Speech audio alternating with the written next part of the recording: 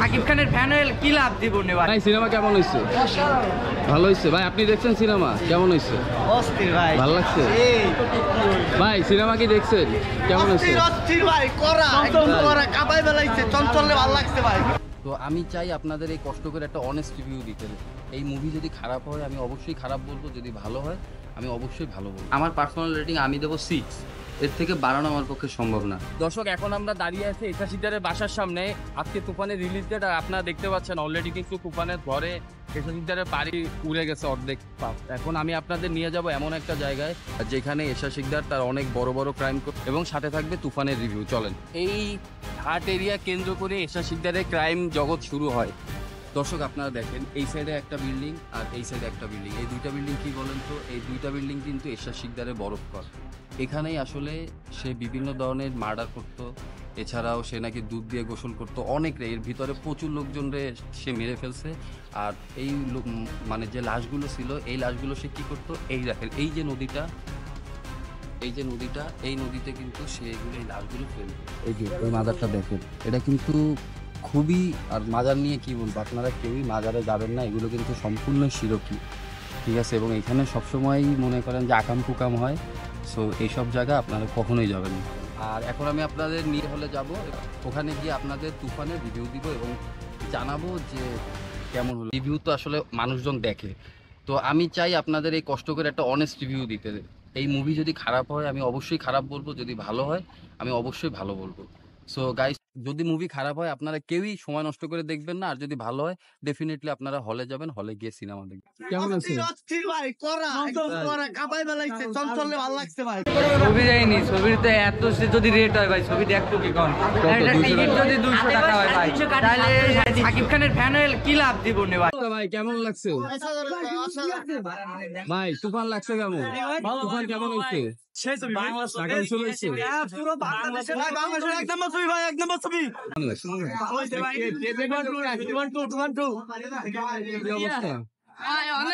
দারুণ হয়েছে সিনেমাটা। কেমন হয়েছে সিনেমা? হচ্ছে কেমন? মোটামুটি। আপনাকে আচ্ছা সাকিব খানের জন্য মাত্র দেখা শেষ করলাম, এখনো আমি আমার রিভিউটা এখনো দিই নাই, এটা আমি বাসায় যাই দেবো। সমস্যা নাই ভাই। কি অবস্থা তুফানের?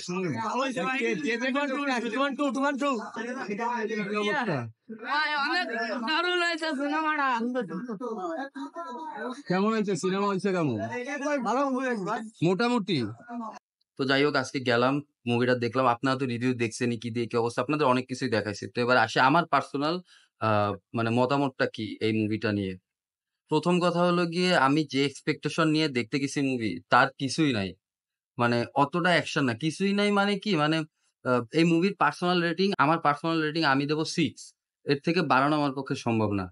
আমি একটা বই পড়ছিলাম, বইটার নাম ছিল স্টিল লাইক অ্যান আর্টিস্ট। এটার অডিও বুক ইউটিউবে আছে, আপনারা গিয়ে চেক করতে পারেন। ওইখানে বলছে আসলে দুনিয়ার কোনো কিছুই আপনার অরিজিনাল না, সবকিছুতেই আপনার মানে কপি করা, এখান থেকেও ওইখান থেকেও কোনো না কোনো ভাবেই কপি করা। তো এই যে তুফান যে সিনেমাটা, এটা আসলে 2-3টা সিনেমার কপি। আর যে কাহিনী, মানে যে স্টোরিটা, পুরাটাই আমার কাছে মনে হয়েছে একটা গাদা করে স্টোরি। এখন আমি আপনারে বলি, মনে করেন যে আমি যদি আমার 4টা-5টা ক্লোন বানাই, আমার কপি বানায় মনে করেন যে একজনরে, না এগুলো বললে স্পয়লার হয়ে যাবে। আচ্ছা যাই হোক, এই পার্টটা বাদ দিই। এবার আসি অ্যাক্টিং এর কথায়। প্রথম হাফের কথায় আসি। সাকিব খানের ফার্স্টের দিকে অ্যাক্টিং হইছে। ওরে যদি আপনি আমারে অ্যাক্টিং এ সাকিব খানরে রেট দিতে দেন আজকের মুভিতে, আমি ওরে রেটিং দেবো 10 এ 8। ওর অ্যাক্টিং স্কিল। ওই যে নাবিলার যদি অ্যাক্টিং স্কিল আমার দেন, আমি দেবো ওরে 5। আর মিমি চক্রবর্তী বোধহয় ওনার নাম। ওই মিমি চক্রবর্তী, ওনার অ্যাক্টিং এর যদি আপনি আমার রিভিউ মানে রেটিং করতে বললেন, আমি বলব তার অ্যাক্টিং 8। সাকিবের মতোই, মানে সাকিবের সাথেই তার ঠিক আছে, দুর্দান্ত অ্যাক্টিং করছে। চঞ্চল চৌধুরী, এবার আসি তার কথায়। তারে যদি 10 এ আমি মনে করেন যে 20 ও দিই, তাও মনে হয় আমার কম হয়ে যায়। সে এতটাই ভালো অ্যাক্টিং করছে। এখন ভাই আপনারা, মানে হলে অনেকেই বলছে সিনেমা ভালো হইছে, টিকিট সোল্ড আউট। মানে তুফানটা নিয়ে আসলে অনেক বেশি মাতামাতি হইছে। আর বাংলা সিনেমা নিয়ে এক্সাইটেড কেন হব না? এটা হওয়ার পিছনে যথেষ্ট কারণ আছে। ১ম কারণ হলো গিয়ে, আপনি যদি লাস্ট মুভি দেখেন, আমি জীবনে বাংলা সিনেমা কয়টা দেখছি? ৪০-৫০ টা দেখছি। কিভাবে দেখছি? যখন বিটিভিতে সিনেমা হইতো তখন আমি সিনেমাগুলো দেখতাম। আমি আমার ফ্যামিলি মেম্বার সবাই দেখতাম। তখন সিনেমার ভিতর কি থাকতো? নায়ক গরিব, নায়িকা বড়লোক, নায়িকা গরিব, নায়ক বড়লোক। মানে এই এক থিমে আর নইলেও ১-১৫০ মুভি খুঁজলে পাওয়া যাবে। আরেকটা থিম ছিল নায়ক ছোটবেলায় নায়কের বাপ মারে মাইরে ফেলে, নায়ক বড় হয়ে সেটার প্রতিশোধ নেয়। এইটা। ৩ নাম্বার কি ছিল? আরো কিছু পরিচিত থিম বলি। এই যে মেলায় হারায় যায় ছোটবেলায়, বড় হয়ে খুঁজে পায়। এইসব জিনিসপত্র, বউ-শাশুড়ির যুদ্ধ, সৎমা মানে খারাপ। এই যে জিনিসগুলা দেখেন আপনার আমার কিন্তু সৎমা নাই। কিন্তু তারপরও আমরা কি জানি? সৎমা মানে খারাপ। এই জিনিসটা আপনি আপনার বিবেককে কোয়েশ্চেন করেন। এই জিনিসটা আপনার মাথার ভিতর কিভাবে ঢুকছে, কবে ঢুকছে? আপনি অ্যান্সার পাবেন এটা মুভি। মুভি ছাড়া এই জিনিসগুলো মানুষের মাথায় ঢোকে না। আর এইগুলোই আমি মনে করি যে বাঙালি জাতির ধ্বংসের কারণই মেইন কারণটা সিনেমা। এবার যেই মনে করেন যে সিনেমার একটু টাইমটা আসলো, ২০০৪-৫ সাল যখন সিডিটা আসলো, তখনই আপনার অশ্লীলতা এত পরিমাণে ঢুকে গেছে, এরপরও আর কোনদিনও আমি সিনেমা দেখি না, হলে যাই না। তো আমি ৩ টা আমার জীবনে ৩ টা মুভি আমি হলে দেখছি। নাম্বার 1 ছিল সেটা সাকিব খানের মুভি, জয়া আহসানের সাথে। মুভিটার নামটা যেন কি? আ ভালোবাসা ভালোবাসা 'ভালোবাসা ভালোবাসা' হইতে পারে। আরিফিন শুভ ছিল। এই মুভিটা আমি ফার্স্ট দেখছি। ট্রাস্ট মি গাইস ওই মুভিটা এই মুভির থেকে অনেক ভালো। বিশ্বাস করেন। এই মুভিটা দেখে আমি আজকে পুরাই হতাশ, পুরাই। এখন আমি ব্যাপারটা বলি, আমার কাছে যেটা মনে হইছে জিনিসটা কি হইছে এইটা ৩ টা ৪ টা মুভির কপি করছে। ঠিক আছে? কপি করে এখান থেকে একটু, এখান থেকে একটু, এখান থেকে একটু এডি মনে করেন যে নিয়ে হান্দায় দিছে।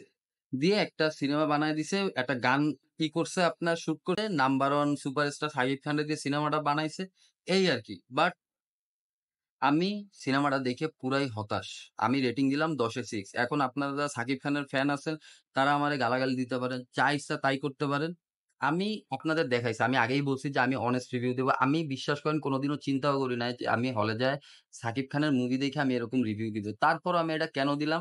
এটা দেওয়ার রিজন শুধুমাত্র একটাই যেন মানুষ যেন হতাশ না হয়, আমার মুখ থেকে যেন honesty জিনিসটা বের হয়। কারণ আমি যদি এখানে ভুলভাল বলি, আমি এটা বিশ্বাস করি যে টুডে অর টুমরো আমি কট খাবোই। এতে কোন ধরনের কোন মিস নাই। আপনি যদি মানে অনলাইন প্ল্যাটফর্মে ফেক হন, টুডে অর টুমরো আপনি ধরা খাবেনই। সো আমার কাছে মনে হয়েছে যে আমি অনেস্ট আমার মনে হয়েছে এই মুভিটা 6 পাওয়ার যোগ্যতা রাখে। এজন্য আমি এই মুভিটারে 6 দিলাম।